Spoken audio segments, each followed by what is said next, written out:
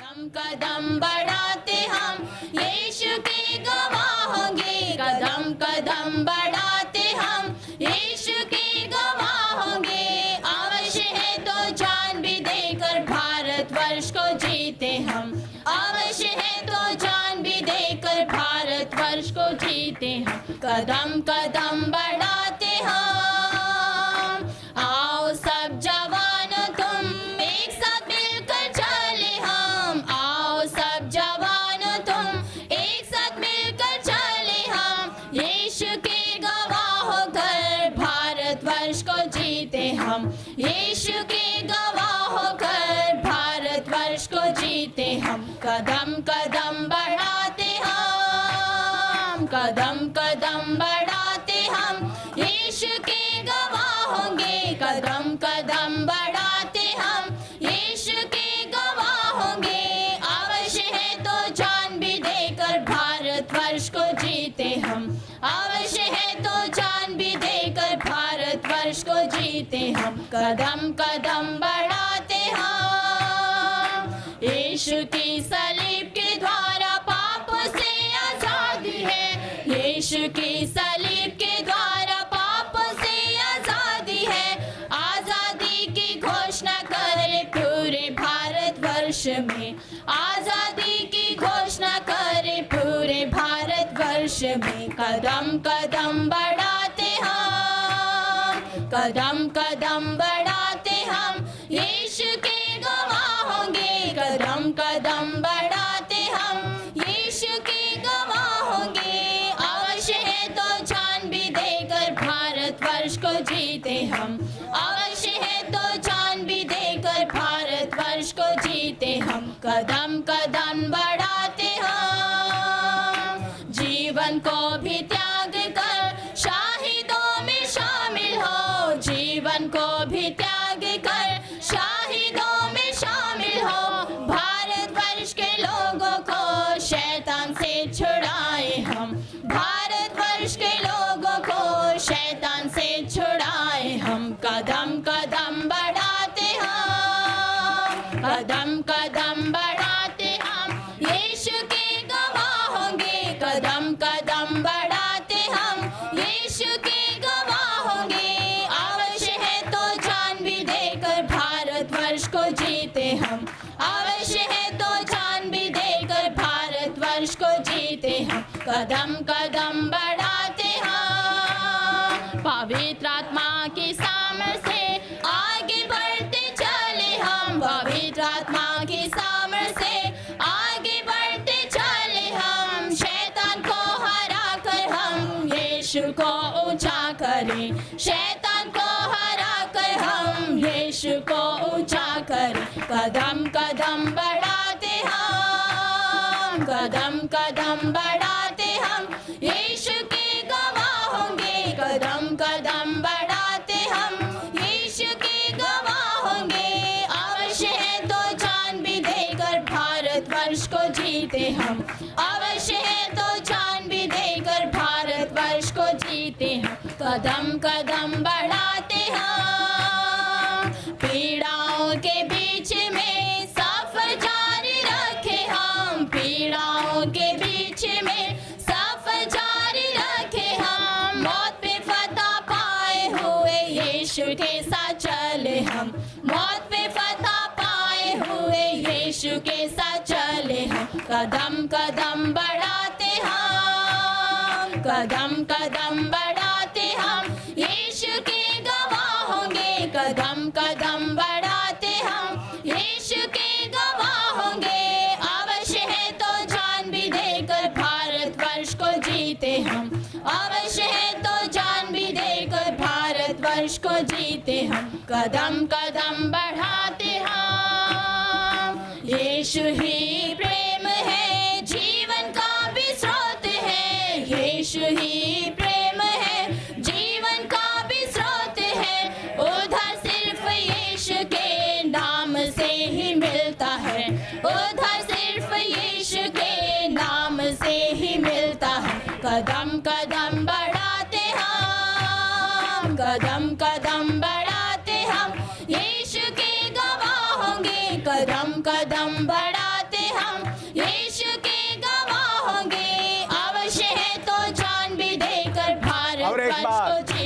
हम और एक बार अवश्य है तो जान भी देकर भारत वर्ष को जीते हम मतलब समझते हुए और एक बार बढ़ाते हम पाप में फंसे हुए भारतीय भाइयों पाप में फंसे हुए भारतीय भाइयों पाप का बंधन टूटना तो यीशु के पास जल्द आ पाप का बंधन टूटना तो यीशु के पास जल्द आ कदम कदम बढ़ाते हम कदम कदम बढ़ाते हम यीशु के गवाह होंगे कदम कदम बढ़ाते हम यीशु के गवाह होंगे अवश्य है तो जान भी देकर भारत वर्ष को जीते हम अवश्य है तो जान भी देकर भारत वर्ष को जीते हम कदम कदम बढ़ाते हम आओ सब जवान तुम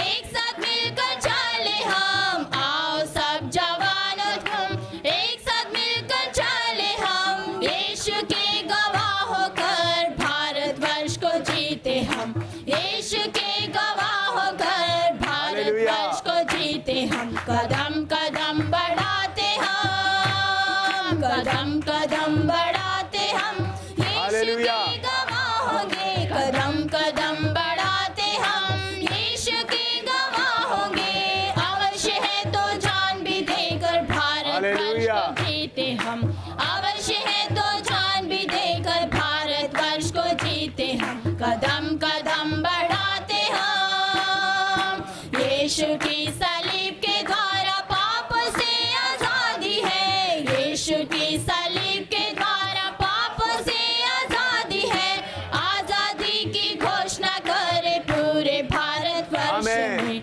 आजादी की घोषणा करे पूरे भारत वर्ष में कदम कदम बढ़ाते हम कदम कदम बढ़ाते हम यीशु के गवाह होंगे कदम कदम बढ़ाते हम यीशु के गवाह होंगे अवश्य है तो जान भी देकर भारत वर्ष को जीते हम अवश्य है तो जान भी देकर भारत वर्ष को जीते हम कदम कदम बढ़ाते हम जीवन को भी त्याग कर शाहिदों में शामिल हो जीवन को भी त्याग कर शाहिदों में शामिल हो भारत वर्ष के लोगों को शैतान से छुड़ाए हम भारत वर्ष के लोगों को शैतान से छुड़ाए हम कदम कदम बढ़ाते हम कदम कदम बढ़ाते हम यीशु के गवाह होंगे कदम कदम बढ़ाते हम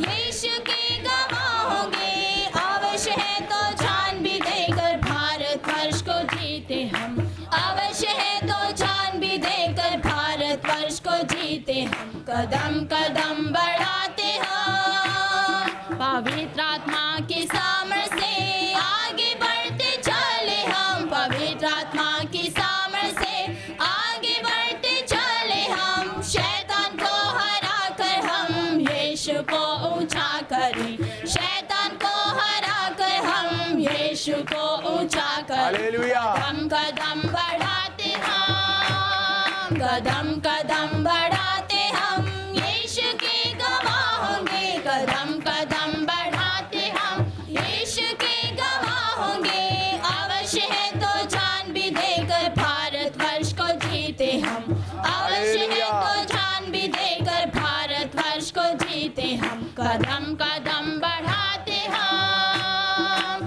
पीड़ाओं के बीच में सफर जारी रखे हम पीड़ाओं के बीच में सफर जारी रखे हम मौत पे फतह पाए हुए यीशु के साथ चले हम मौत पे फतह पाए हुए यीशु के साथ चले हम कदम कदम बढ़ाते हम कदम कदम बढ़ाते हम यीशु के गवाह होंगे कदम कदम बढ़ाते हम यीशु के गवाह होंगे अवश्य है तो जान भी देकर भारत वर्ष को जीते हम अवश्य है तो जान भी देकर भारत वर्ष को जीते हैं कदम कदम बढ़ाते हम यीशु ही प्रेम है जीवन का भी स्रोत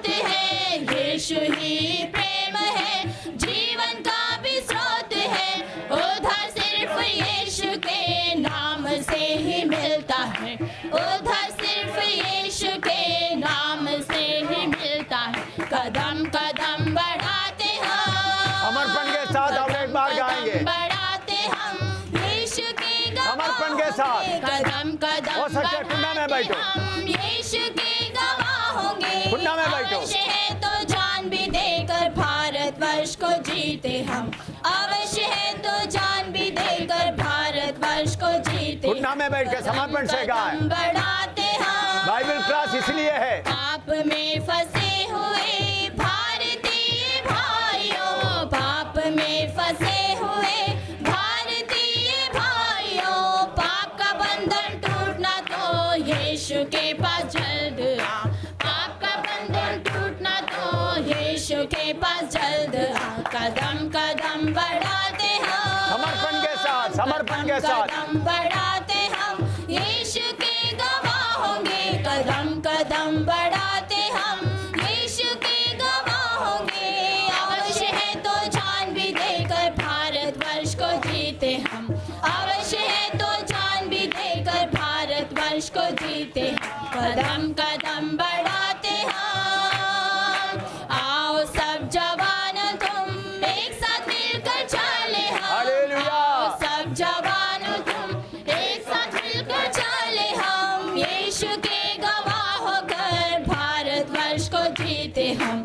यीशु के गवाह होकर भारतवर्ष को जीते हम। कदम कदम बढ़ाते हम। कदम कदम बढ़ाते हम, यीशु के गवाह होंगे। कदम कदम बढ़ाते हम, यीशु के गवाह होंगे।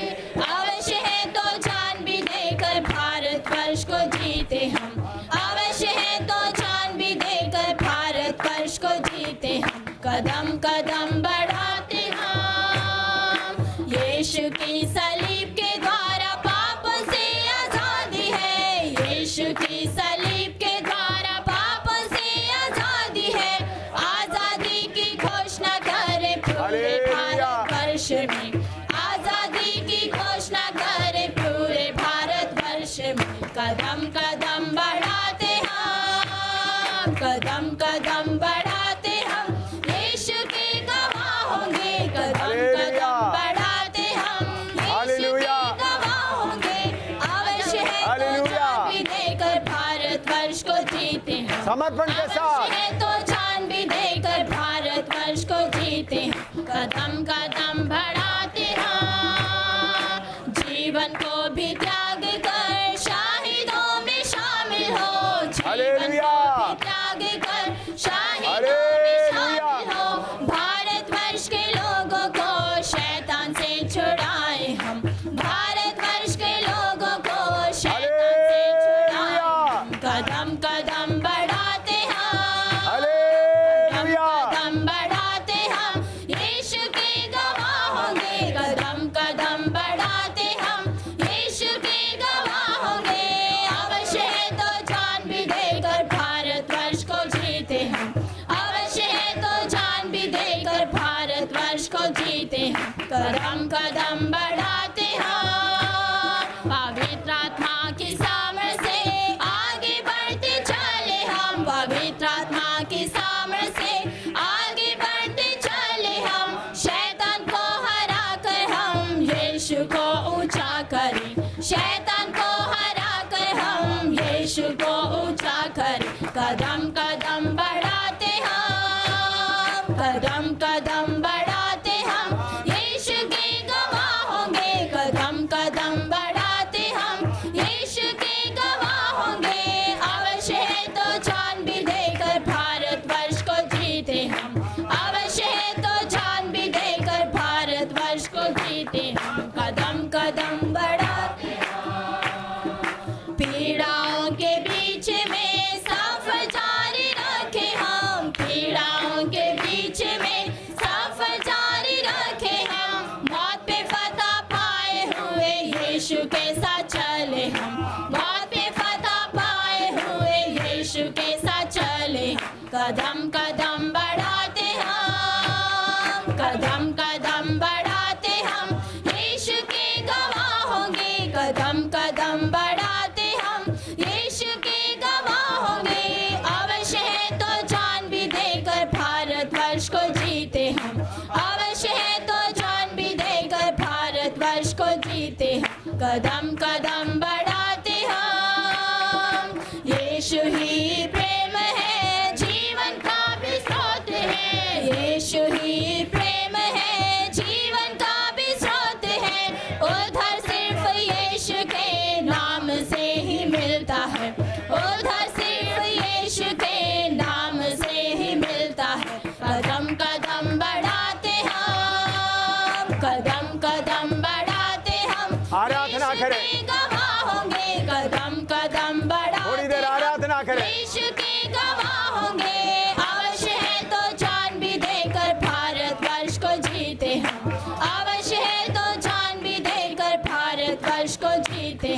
कदम आराधना कदम करें। बढ़ाते हम।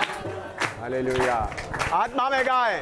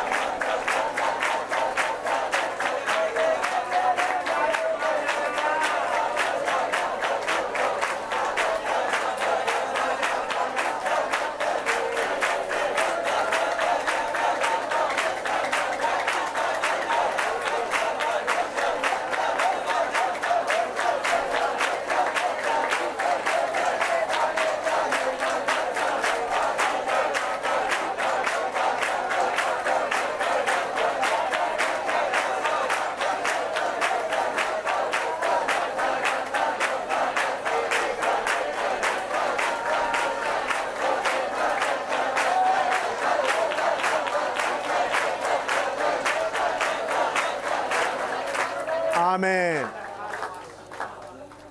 केरला में ये गीत हम कई बार पालक्काड और निलंबूर ऐसा इलाका में तिरुवल्ला में गाते समय में काफ़ी नौजवान लोग प्रभु की सेवकाई के लिए समर्पण किया। कॉलेज में पढ़ने वाला लोग, नौकरी करने वाला नौजवान लोग, मैंने देखता था जब ये गीत गाते समय में लोगों को बोलते थे ये गीत गाएं मलयालम में। गाते समय में मैंने बोला सेवा के लिए समर्पण करने के लिए जो लोग चाहते हैं उठकर खड़ा हो जाए और आगे आ जाएं। हर बार ये गीत केरला में पालक्काड, निलंबूर ऐसा जगह में, केरला में काफ़ी इडक्करा ऐसा जगहों में, पतनंतिट्टा ऐसा जगहों में गाते समय में मैंने देखा काफ़ी नौजवान लोग, लड़के लोग, लड़की लोग जो कॉलेज में अच्छे डिग्री में पढ़ने वाला लोग रोते रोते उठकर खड़ा होकर आगे आ रहे थे। उनमें से बहुत सारे लोग आज सेवक लोग हैं। ये गीत इसलिए हिंदी में तर्जुमा करके आपको दिया है कि आप इसका अर्थ को जानें और लगातार 3-4 दिन ये गीत गाएं, लगातार ये गीत गाएं ताकि सबको ये गीत अच्छी तरह से याद आए। प्रभु का धन्यवाद। पवित्र आत्मा अभी कार्य कर रहा है। दोबारा प्रभु यीशु मसीह इधर आकर क्या नहीं करने जा रहा है। यीशु मसीह आकर पापों के लिए एक बार कीमत दे दिया।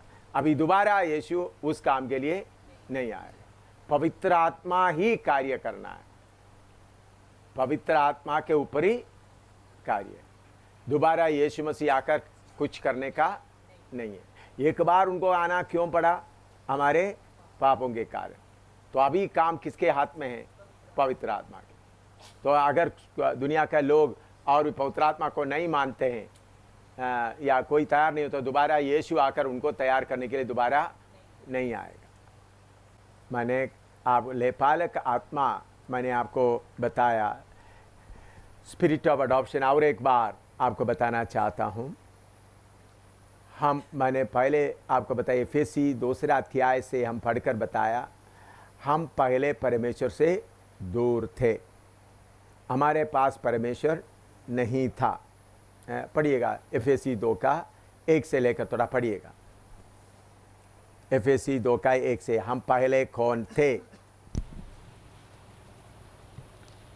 उसने तुम्हें भी जिलाया जो अपने अपराधों और पापों के कारण मरे हुए थे, जिनमें तुम पहले इस संसार की रीति पर और आकाश के अधिकार के हाकिम अर्थात उस आत्मा के अनुसार चलते थे जो आप भी आज्ञा ना मानने वालों में कार्य करता है। हाँ, नीचे पढ़ो। इनमें हम भी सबके सब पहले अपने शरीर की लालसाओं में दिन बिताते थे और शरीर और मन की इच्छाएं पूरी करते थे और अन्य लोगों के समान स्वभाव ही से क्रोध की संतान थे। अभी उसका 12 से फिर पढ़ो, 12 से आगे पढ़ो, 11 से। इस कारण स्मरण करो कि तुम जो शारीरिक रीति से अन्य जाति हो और जो लोग शरीर में हाथ के किए हुए खतना से खतना वाले कहलाते हैं, वे तुमको खतना रहित कहते हैं। तुम लोग उस समय मसीह से अलग और इस्राएल की प्रजा के पद से अलग किए हुए और प्रतिज्ञा की वाचाओं के भागी ना थे और आशाहीन और जगत में ईश्वर रहित थे। जगत में ईश्वर रहित थे। तो पहले हम परमेश्वर के पास आने के लिए हमको कोई हक नहीं था। आदम पाप करने के कारण सब लोग क्या किया? पापी बन गया। उनके बीच में अब्राहम के द्वारा इस्राएल कौम को चुना। उनको कुछ व्यवस्था के द्वारा परमेश्वर के पूरा नज़दीक नहीं, थोड़ा हद तक परमेश्वर के साथ संपर्क करने का मौका बलि के द्वारा मिला। तो अभी प्रभु यीशु मसीह क्रूस पर जान देने के कारण हमको उस हालत से उठाकर परमेश्वर की उस घर में, परमेश्वर के घर में जन्म लेने का सौभाग्य मिला। कैसा परमेश्वर के घर में जन्म लिया? आत्मा का द्वारा आया हुआ वचन, परमेश्वर की आत्मा के द्वारा आया हुआ वचन के द्वारा। इसलिए पहला पत्रोस 2:23 में हम पढ़ते हैं। आप हमारा 1:23 में 1:23 पढ़ो। पहला पत्रोस 1:23, 1 पीटर 1:23। क्योंकि तुमने नाशवान नहीं पर अविनाशी बीज से परमेश्वर के जीवते और सदा ठहरने वाले वचन के द्वारा नया जन्म पाया है। हाँ, वचन के द्वारा नया जन्म पाया है। हम पहले इसका हक नहीं थे। तो परमेश्वर की आत्मा बाहर से काम करते हुए हमको पापी बोलने के कारण, पापी करके पश्चाताप होने के लिए मौका दिया। तब परमेश्वर की आत्मा वचन का बीज हमारे अंदर लेकर आए। हम हकदार नहीं थे। परमेश्वर की आत्मा के द्वारा हमको ये सौभाग्य मिला। हम क्या बन गया? परमेश्वर के पास आने का मौका मिल गया। तो इधर पौलुस उस बात को ले पालक आत्मा या स्पिरिट ऑफ अडॉप्शन करके बताने में हमको पुराने बात याद दिला रहा है। तुम पहले ऐसा था, लेकिन प्रभु ने आपको क्या कर दिया? परमेश्वर के घर में पैदा होने का सौभाग्य दे दिया। उसके लिए किसका आत्मा काम किया? परमेश्वर की आत्मा। परमेश्वर की आत्मा के द्वारा ही परमेश्वर के घर में पैदा होने के लिए मौका दिया। वो फर्स्ट स्टेप। उसके बाद परमेश्वर की आत्मा घर में जन्म लेने के कारण हम क्या बन गया? परमेश्वर का संतान, पुत्र बन गया। ये बात आत्मा भी गवाही दे रहा है। उसके बाद वो आत्मा हमारे अंदर अभी क्या कर रहा है?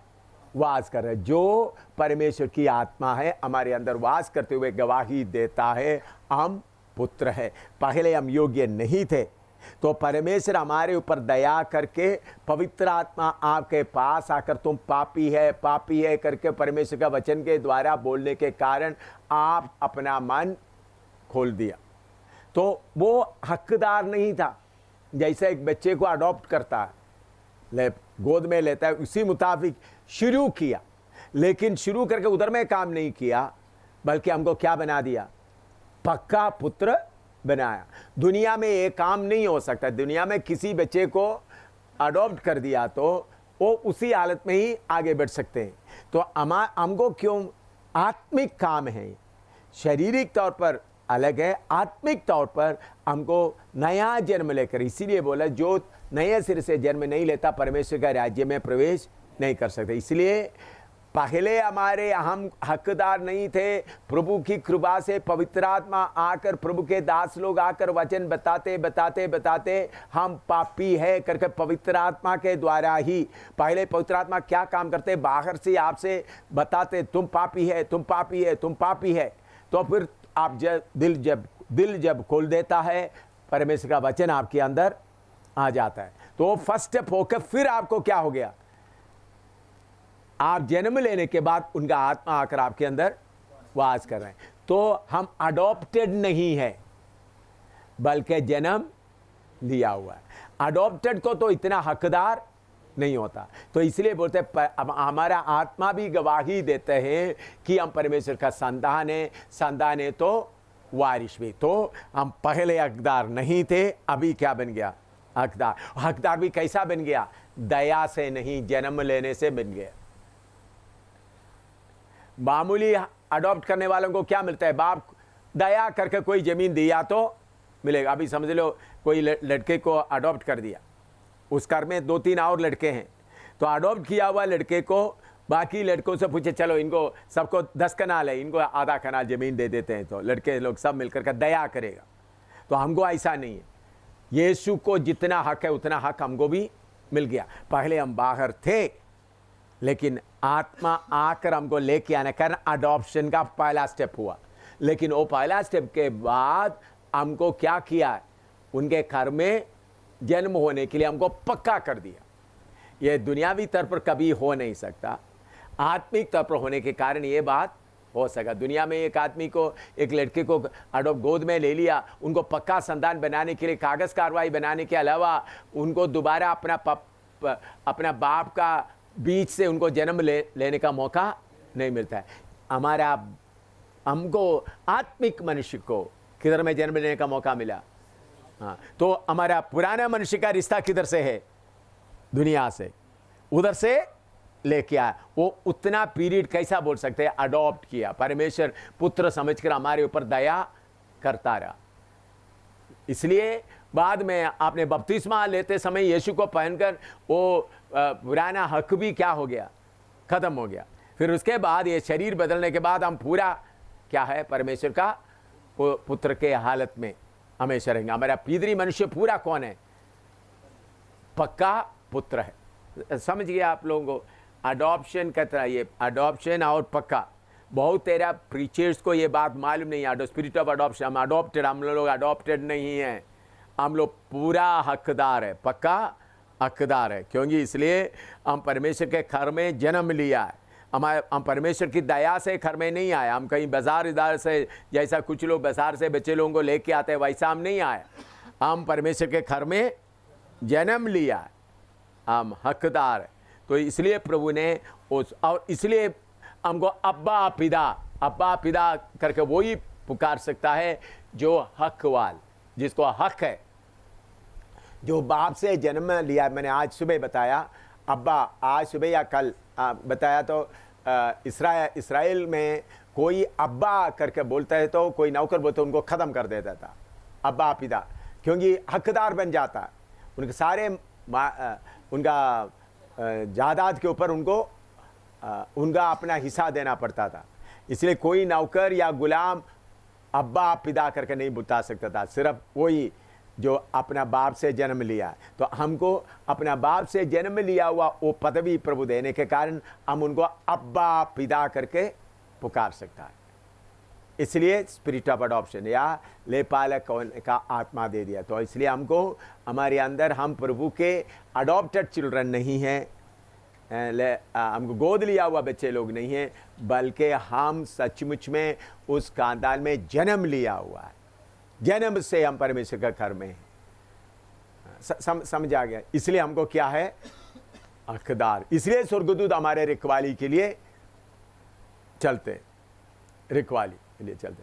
आज दोपहर को शक्ति आया था, पूरा प्लान बनाकर आया था आज दोपहर को, मैं आराम करते हुए मुझे मार डालने के लिए, लेकिन कुछ भी हो नहीं सका।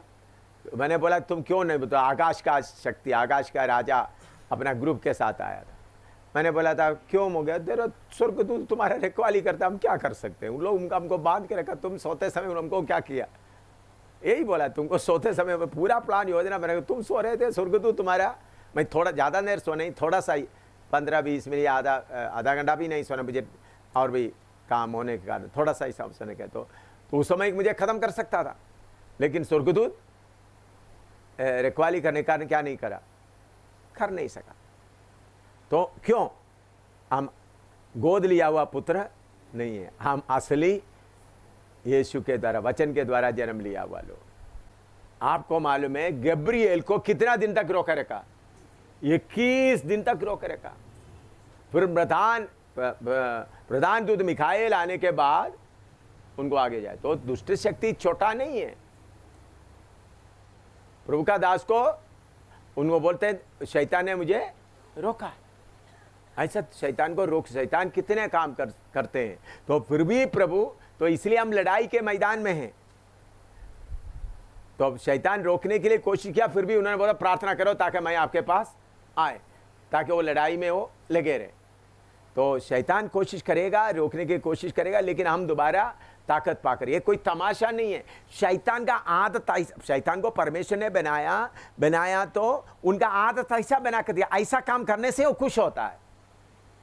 शैतान को उल्टा काम, झगड़ा करना, झूठ बोलना, मार डालना, ऐसा काम हमको प्रभु के स्तुति करने में, आप सच्चाई बोलने में अच्छा लगता है। शैतान को कौन सा बात अच्छा है? झूठ बोलना, उल्टा काम करना, मार डालना, वो उसमें उनको खुश रहते। अच्छा काम में उनको खुशी नहीं। तो उनका आदत ऐसा ही बनाया परमेश्वर, इसलिए उनका नाश करने वाले के लिए उन्होंने किसको बनाया? नाश करने वाले को भी बनाया। तो उनका आदत ऐसा दिया, वो ही कामों में ऐसा करके वो मजा उठाता है। मार डालने में, हमला करने में, शांति से चलने से उनको नहीं होता, उल्टा दिमाग का है। परमेश्वर हक के तौर पर दया का, परमेश्वर का दया का तरीके से परमेश्वर दया से कुछ कर सकता है, हक से नहीं। जिन्होंने उद्धार नहीं पाया, ये परमेश्वर के घर में जन्म लिया, बाप अब जैसा भिखारी मांगते हैं उसी मुताबिक। भिखारी मांगते वक्त हम क्या करते हैं? पैसा है तो थोड़ा देता है, दया करता है, ऐसा दया हो सकता है। लेकिन हम लोग कैसा मांगेंगे?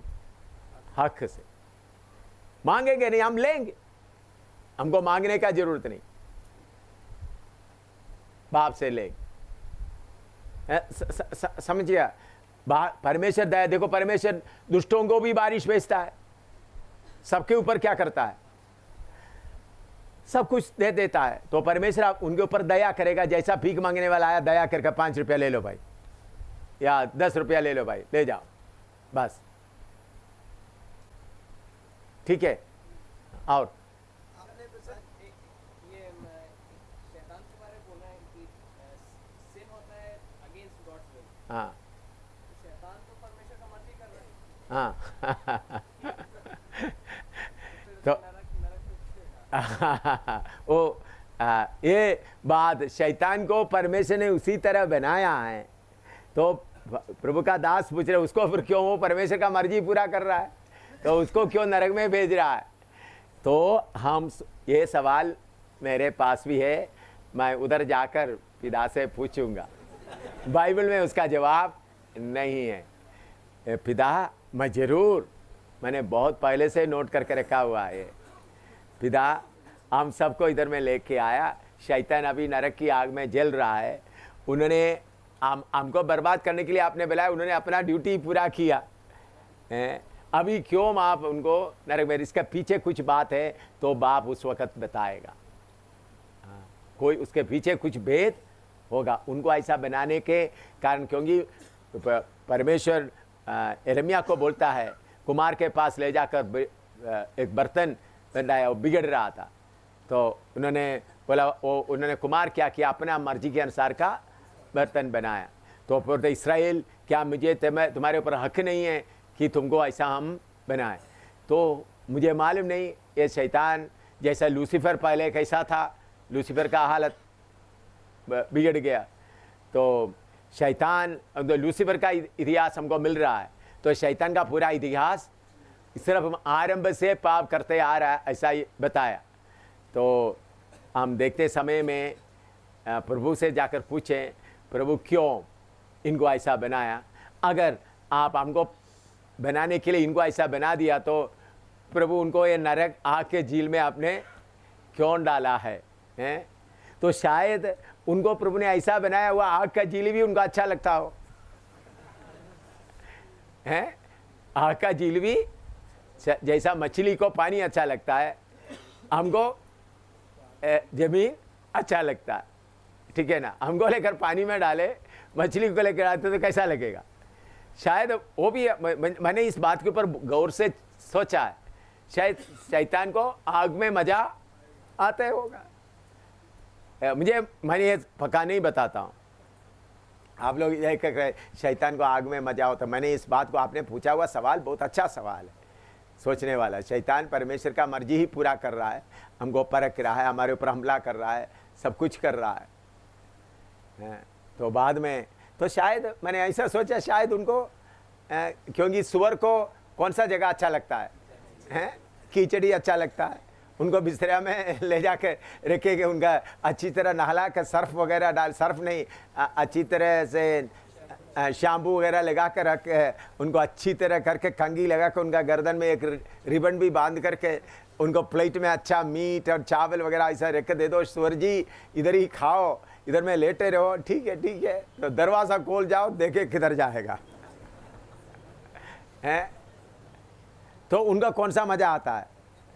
वो बिस्तरे के एयर कंडीशन भी उधर बना के रखें तो उनको एयर कंडीशन में भी उनको अच्छा नहीं लगेगा। कितना भी मीट उधर रखा हुआ उनको, चलो मैं पेट भर कर खाता हूँ, मैं इधर ही सो जाता हूँ, तले धन्यवाद, इतना देर तक मैं मिट्टी में खेलता रहा, तो अभी देखो बिस्तरा भी मिल गया, मेरे शरीर में मिट्टी। तो थोड़ी देर के बाद आपको देखो पूरा मिट्टी में आकर के खुश होकर दिखाएगा,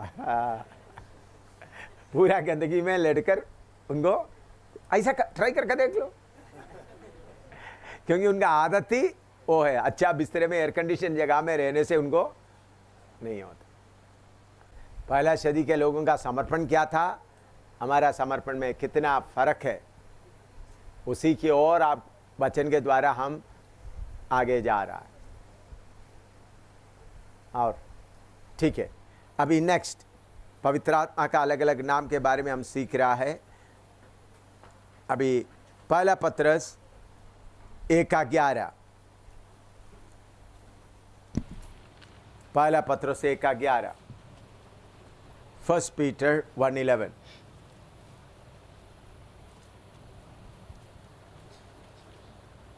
उन्होंने इस बात की खोज की कि मसीह का आत्मा जो उनमें था, और मसीह का आत्मा जो उनमें था, हाँ पढ़ो आगे।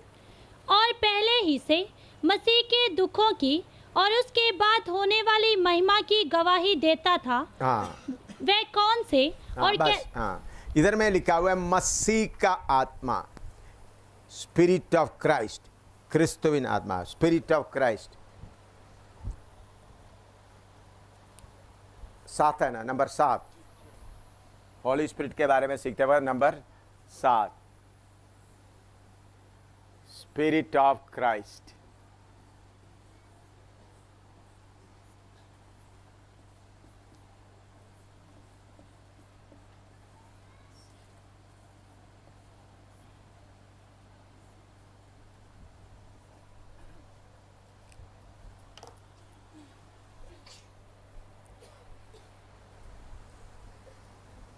प्रभु यीशु मसीह में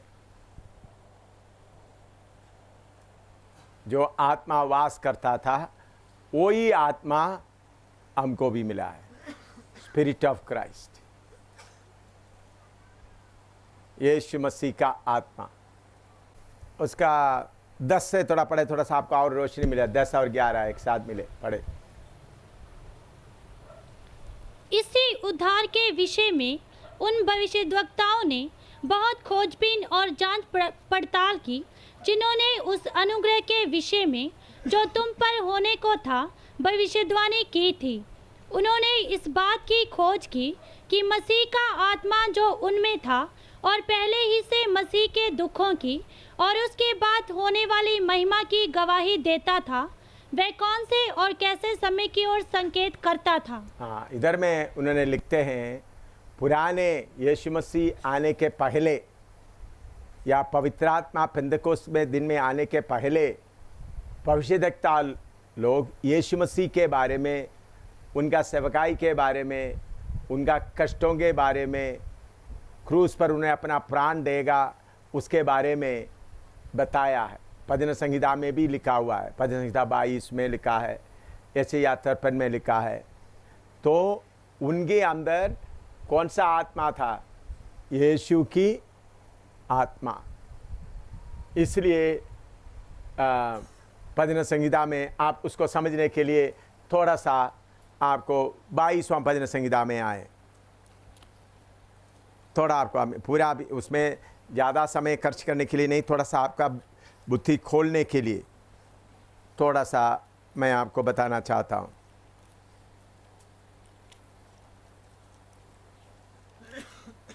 बाईसवां भजन संहिता उसका 11 से पढ़िएगा।